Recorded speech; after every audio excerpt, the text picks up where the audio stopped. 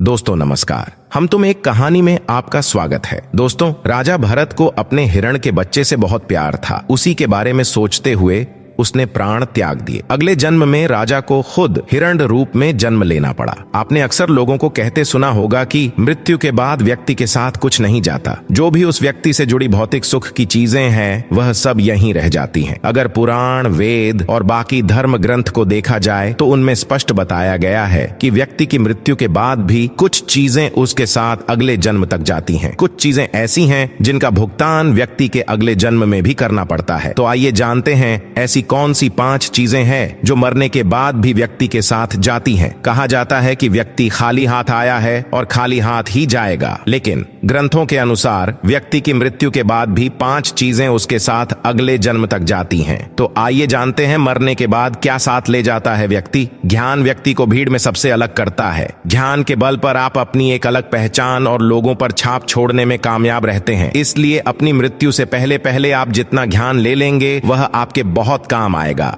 दरअसल ऐसी मान्यता है कि जीवित रहते हुए व्यक्ति जो गुण सीख लेता है वह उसके साथ मृत्यु के बाद भी जाते हैं। इसलिए अपना समय खुद को अच्छा ज्ञान और गुण सीख में व्यस्त करें। श्री गीता में भी इस बात का जिक्र किया गया है कि ज्ञान और दान कभी नष्ट नहीं होता है। धार्मिक ग्रंथों में बताया गया है कि कर्ज कभी भी व्यक्ति का पीछा नहीं छोड़ता। अगर किसी व्यक्ति ने आपका भला किया है तो जैसा ही मौका मिले उतार देना चाहिए। अगर आप किसी का कर्ज नहीं उतारते हैं तो उसे जन्म जन्मांतर तक चुकाना पड़ता है, वह कर्ज उतारना पड़ता है। अगले जन्म में वह कर्ज किसी भी रूप में आपको चुकाना पड़ सकता है। साथ अगर आपने किसी को कर्ज दिया है और उस व्यक्ति की मृत्यु कर्ज चुकाने से पहले ही हो जाती है तो आपको भी बार बार जन्म लेना पड़ सकता है। इसलिए ऐसे व्यक्ति को उसकी मृत्यु के साथ ही माफ कर देना आपके लिए उचित रहेगा। ग्रंथों के अनुसार अगर किसी चीज को पाने की चाहत रखते हैं और वह चीज व्यक्ति को न मिले तो मृत्यु के बाद भी उस चीज की वासना उसका पीछा नहीं छोड़ती। सांसारिक सुखों की चाहत रखना वासना ही है।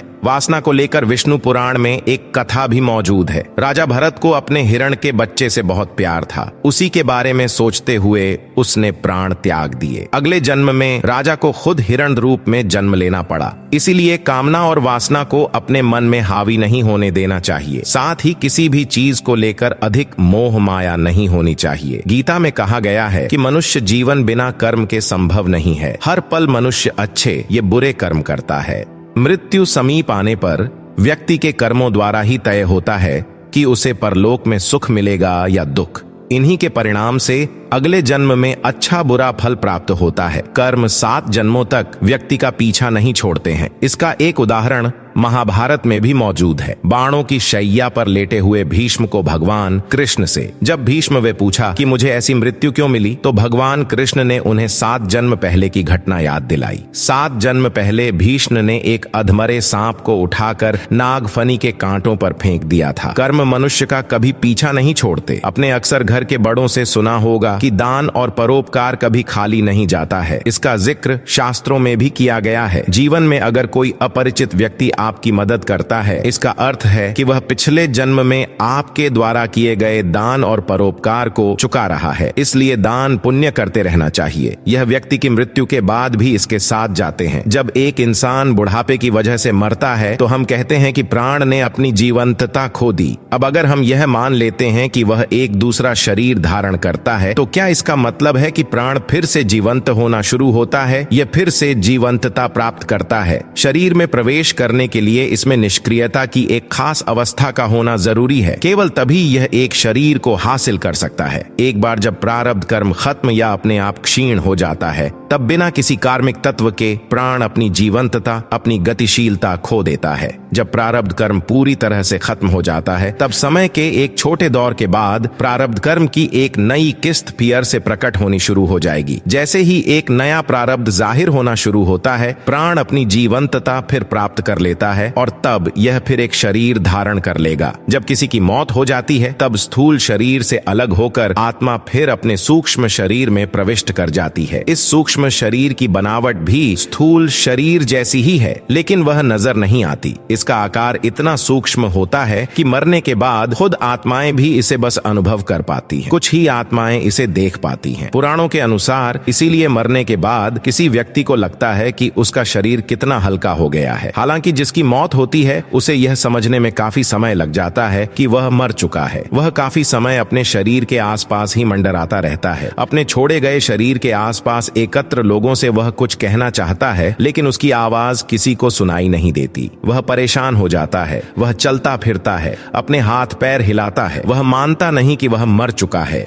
उसे लगता है कि वह शायद सपना देख रहा है। उसका यह भ्रम तब मिटता है जब वह फिर से अपने शरीर में घुसने का प्रयास करता है, लेकिन उसमें सफल नहीं हो पाता। जब तक शरीर का अंतिम संस्कार नहीं कर दिया जाता, तब तक जीव उसके आसपास मंडराता रहता है। इसलिए सनातन धर्म में शरीर को जला दिया जाता है, क्योंकि यदि उसे दफनाया जाए तो जीव उसका मोह नहीं छोड़ पाता और उसके इधर उधर ही भटकता रहता है। अधिक माया मोह वाला जीव तो श्मशान के आसपास भी बहुत दिनों तक चक्कर काटता है। वहीं जिन जीवों को प्रियजनों से अधिक मोह होता है, वे अपने प्रिय व्यक्तियों के निकट रहने का प्रयास करते हैं। मृत्यु के बाद कोई कहां समय गुजारता है, यह इस बात पर निर्भर करता है कि वह कैसी धारणा और विश्वास के साथ मरा है। मान लीजिए कि बचपन से यह धारणा है कि मृत्यु के बाद उसे लेने यमराज भैंसे पर आते हैं, तो उसे उस समय यही छवि दिखाई देगी। मरने के 12 दिन के बाद यमलोक के लिए यात्रा शुरू होती है। यजुर्वेद में कहा गया है कि तप ध्यान करने वाले लोग मृत्यु के बाद ब्रह्मलोक जाते हैं। सत्कर्म करने वाले आम लोग भी ब्रह्मलोक यानी स्वर्ग जाते हैं। यदि आप यह जानना चाहते हैं कि स्वर्ग जाने पर क्या होता है, तो वहां जाने का मतलब है देव बन जाना। वहीं बुरे कर्म करने वाले लोग मौत के बाद प्रेत योनि में अनंत काल तक भटकते रहते हैं। बाद में कुछ फिर से धरती पर जन्म लेते हैं। हालांकि यह जरूरी नहीं कि वे फिर मनुष्य योनि में ही जन्म लें। धरती पर आने से पहले इस तरह के जीव पितृलोक में रहते हैं, वहीं उनका न्याय होता है। आत्मा तय मार्ग से 17 दिन की यात्रा के बाद 18वें दिन यमपुरी पहुंचती है। गरुड़ पुराण के अनुसार यमपुरी पहुंचने से पहले रास्ते में वैतरणी नदी पड़ती है। यह नदी विष्ठा और रक्त से भरी हुई है। अच्छे कर्म करने वाले तो आसानी से वैतरणी को पार कर जाते हैं, किंतु पापी आत्माएं इस नदी में डूबती रहती हैं और यमदूत उन्हें निकालकर बार बार फिर इसमें धक्का देते रहते हैं। इसलिए किसी हिंदू की मौत जब करीब होती है, अगर आपको मेरा यह वीडियो पसंद आया तो एक लाइक करके चैनल को सब्सक्राइब कर दें और बेल आइकन भी दबा दें। वीडियो देखने के लिए धन्यवाद।